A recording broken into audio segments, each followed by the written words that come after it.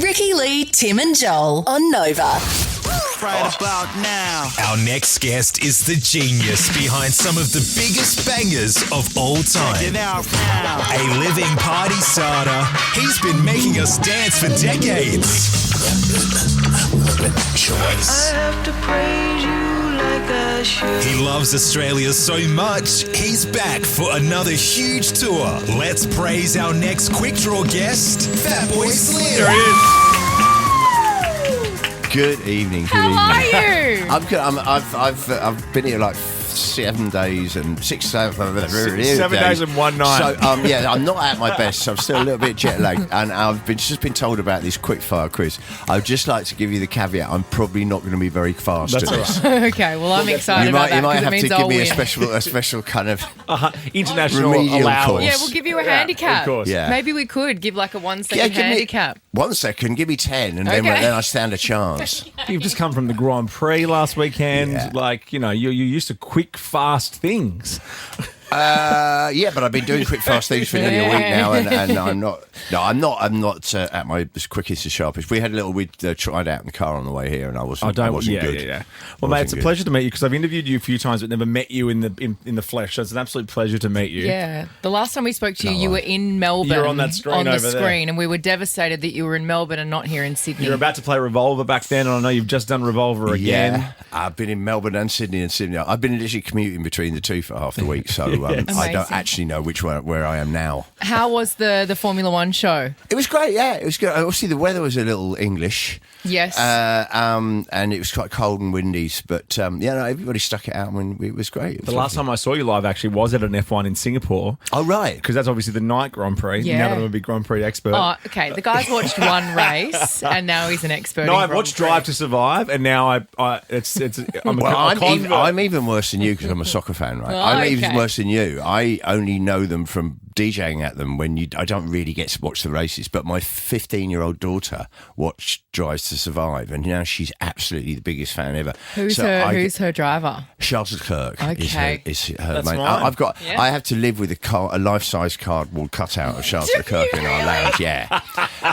But vicariously through her, I'm actually getting into it. I'm actually, it's good, isn't it? Yeah. I think because I was always a bit of a well, that's not sport. That's just rich guys driving cars. Yeah, fast. and some of the cars seem a lot faster than the others. So what's the point? Yes. But no, I've been getting into the nuances and the politics and the personalities. Yeah, she made me take her to the opening ceremony thing in London, the O2. Oh yes. And the idea of me driving all the way up to London just to see 12 cars being rolled out.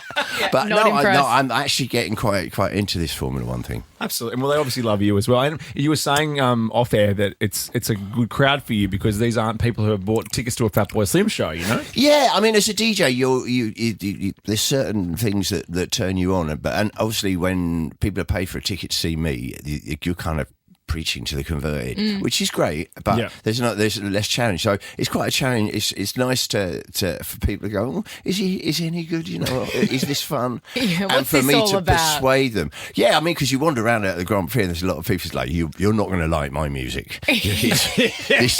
I can tell by looking at you, you're not going to like what I do. So it's I don't quite play any nice. Halls and Oates. Yeah, it's so, and a DJ show is very different from a rock show or from a pop artist, you know. So there's different things happen. So it's really nice to feel like you won people over, and especially because it was, like I said, it was freezing, really windy, and for them to stay around. By the end, we sort of got over the weather issue, and everybody was just having a big party. It was such a typical Melbourne, watching the race too. There was such a typical Melbourne It was day. so It was stunning there for windy. a week. It was sunny, and then it was rainy, and then it wasn't, and then it was it was all over the place.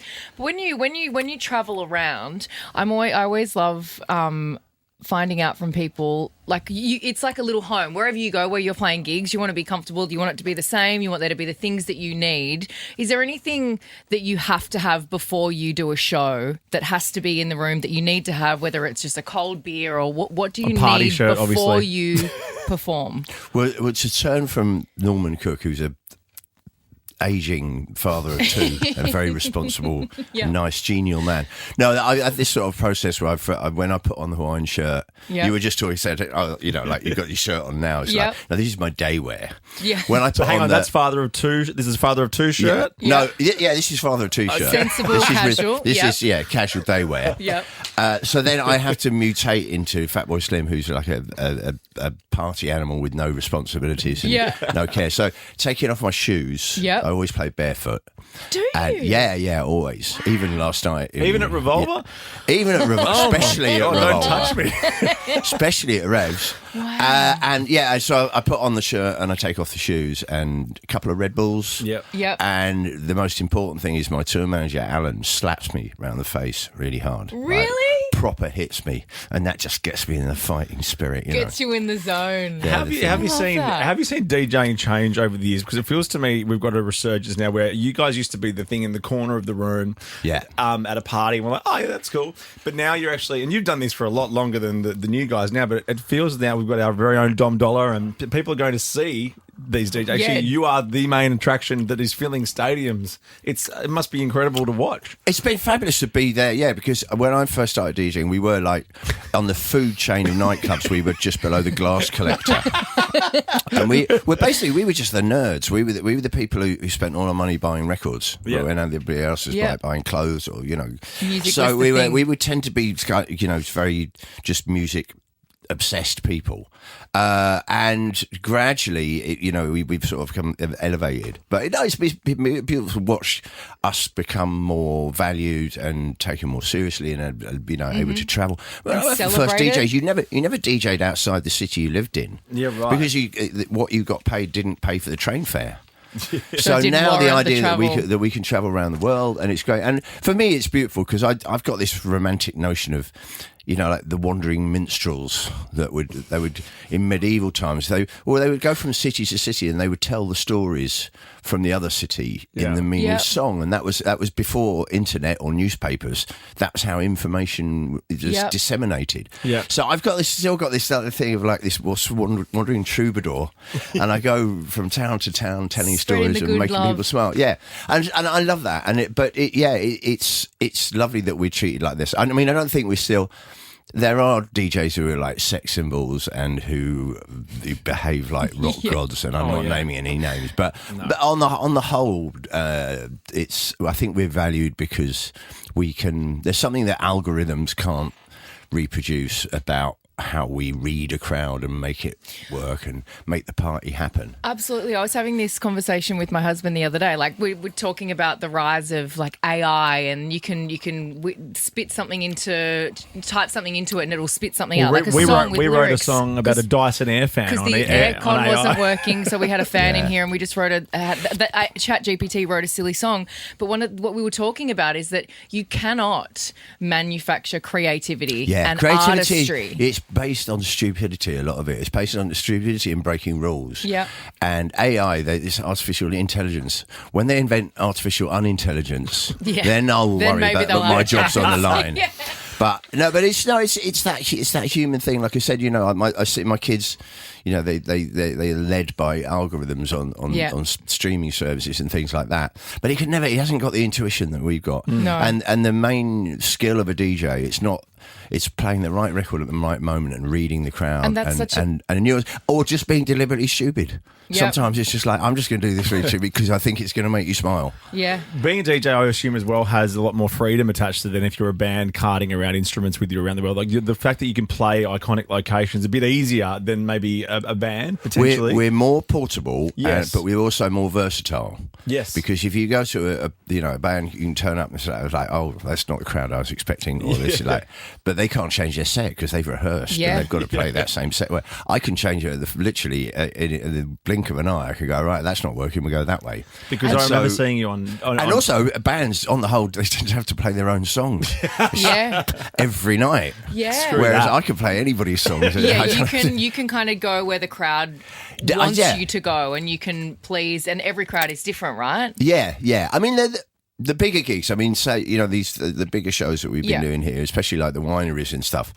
It's like it's a big crowd, and I kind of know that they want a certain thing, so Yeah. I have a certain kind of script. Yep. And also because we're doing a big production show, there's cues for stuff that goes on. Yeah. So I'm fairly sticking to a script, and that's great. But when I play revs, I just wonder where the crowd wants to go or where I want to go, and then we see where we end up. Are they your favourite kind of shows to play? For me because of personally, that? yeah, because the big gigs are great, and they're and you feel like a superstar, and the feeling to be in control of a when it works right, the crowd becomes this one big living organism. This sort of this barrel of energy, and to be in control of that and leading it, it's a very immense satisfaction. But it's actually you really need your wits about you. Yeah, I'm thinking about 5 things at once. And yes. I was there. Whereas when I'm in a club, I can just wander off. I don't have to take it. I don't have to stick to a script. I don't have to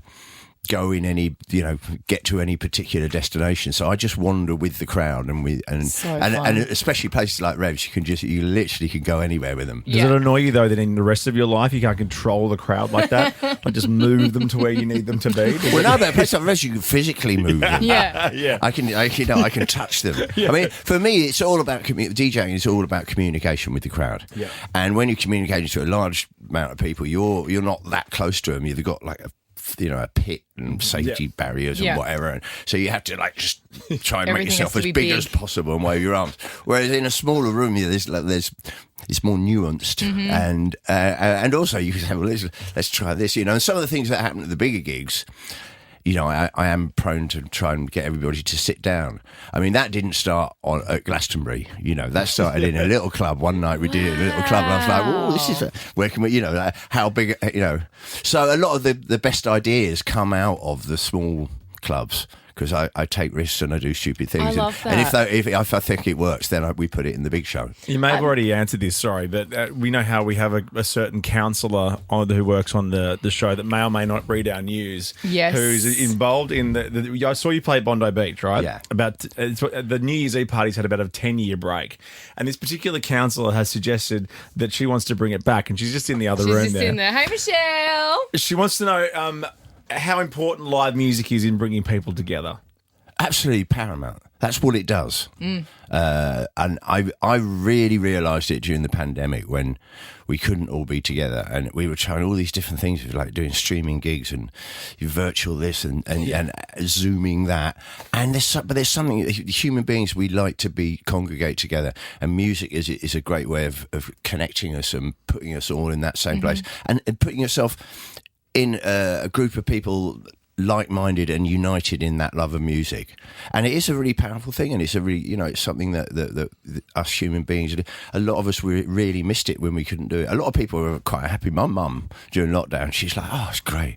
She said, I don't have to be polite to people who come round anymore. I was the same. I loved it. Yeah, I loved being at home. I loved not having a reason to not go anywhere. No, you see, I miss being around people. And what we do is, I think it's in the same way that maybe sporting events or religious congregations, it's a way of us all communing together with something that bonds us together, and that feeling of togetherness is really important for human beings. It's let's really hope we can get you back on Bondi Beach on a New Year's Eve very soon. 100%. Yeah. I'd go out for that. Would you? No, you wouldn't. You'd ask me to see your videos. 100%. What does it take to get you out there? A lot. No, I think Ricky's a performer too, though. She's used to performing, so she doesn't necessarily like to be in the crowd unless there's a AAA lanyard around her neck. I very much like being at home. I like being at home. I think my job's this and music, and I host Australian Idol, and I think I give a lot of myself in my work, and so I like on non-work time to just kind of be at home. I could totally dig that. No, I mean, I don't go to nightclubs when I'm not working. Yeah. You know what I mean? On a night off, I was just Father of two, Norman. Last thing. No, but that's probably because of what you do for a job. Yeah. You giving a lot to people, and you're always out there. So your idea of fun is to not do that. I can totally do that. But she has fun at home. I have a lot of fun at home. Well, let's get into this game. It's called Quick Draw, and our Prime Minister Anthony Albanese is here to give you the rules. I'm Anthony Albanese, and these are the official Quick Draw rules. Tim will give a category and a letter. The first to yell out a correct answer gets a point. The first answer you yell out is locked in. Best out of 7 wins. Ultimately, Tim will exercise his discretion. Practice question, then we can come back and play properly. Okay. Did you get all that? Yeah. No, I'm aware. I'm aware of how the game works, but it's the speed that it works is Okay. probably going to be the problem for me. Name something that makes you fat, starting with C.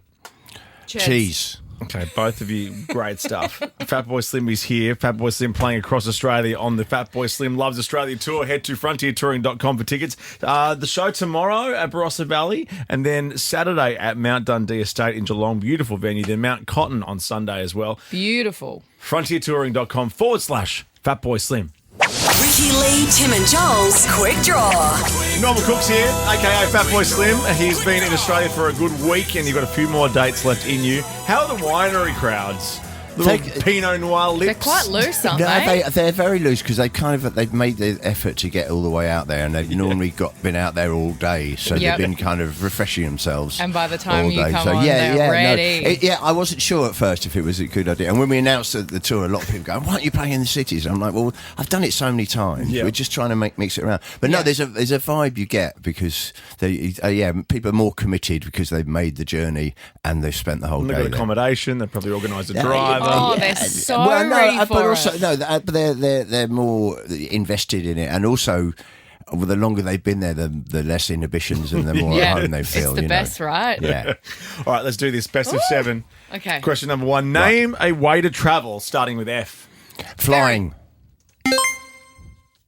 Norman. That was close. Was Oh, that- you got me. Yeah. Did I? Yeah. On what You're scientific talking about basis that you were gonna be that slow. bling noise? How did that go for me, not for you? Question 2. Name an item in the kitchen starting with I. Ice. Nice, Ricky. Got to get that cold ice. Yeah, always. Fill it to the You top. ran out the other day, I which did. I was was really so you were so embarrassed. annoyed. You've never run out of ice. There was a bag of ice in the drawer below. Don't worry. Oh, okay. Question number 3. Name a villain starting with H. Houdini. Stop it. Dylan. It's an answer. I'll give it to you. It could be a villain to some people. Other magicians, maybe. Yeah. That bloody Houdini. What are some Evil more? Houdini. Evil Houdini. What are some more? Hannibal Lecter. Harley Quinn. Oh, gotcha. Oh, she's not. She's I nice. don't know. She's lovely. Yeah, she's lovely. She's lovely. 2 to Norman, 1 to Rick. Oh my god. Question number 4. Name something that you replace starting with T. Teeth. I feel like I was just in. Should we get Oh, a little yeah. replay? Did we both say the same I thing? think we Both did. said T. We can get a replay. Yeah, Dan's still in the booth. Let's have a little look at the replay. gotta Why not? stand Let's up. look at the This is getting waveform, see who's serious. teeth. Yeah, we've got the technology available to us. Teeth. Teeth. Oh, you were just there, I Just think. in? Yeah, just there, yeah. 2 apiece. Question 5, name a flower. We should get bonus points if we both come up with the same thing, though. That'll make the game longer. Okay. Oh, yeah. Question 5, name a flower starting with P. Peony.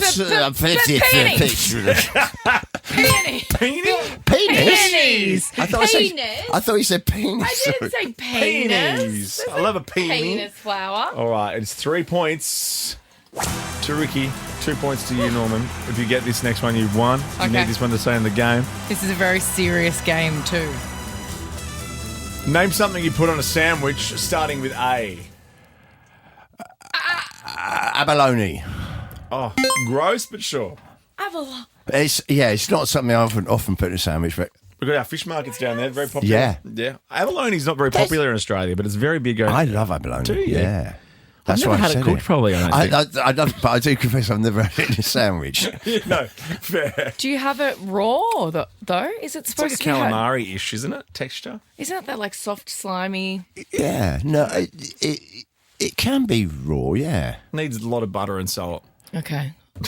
Best eaten in Japanese restaurants. Yeah, there you go. Or on Yeah. a sandwich. True. But not necessarily a sandwich. So is this it? Tiebreaker. Tiebreaker. Oh, no pressure. Jeez. You could be the second person to take me down this year. I know, Crofty you're a bit took under me the weather down. as well. Yeah, we had Crofty in here last week, from Formula One. The Formula One Our new commentator favourite sport. Crofty. Yeah, of course you do. Yeah, of course I do. Oh, shit, you love it. You love Formula One. For the win. Here we go. Name a toiletry item starting with T. Toilet roll. Toothbrush. Oh. You're done. Have I done it? won. I wasn't expecting to get one.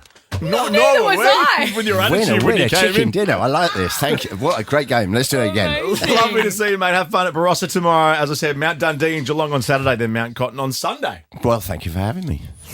Ricky Lee, Tim and Joel on Nova.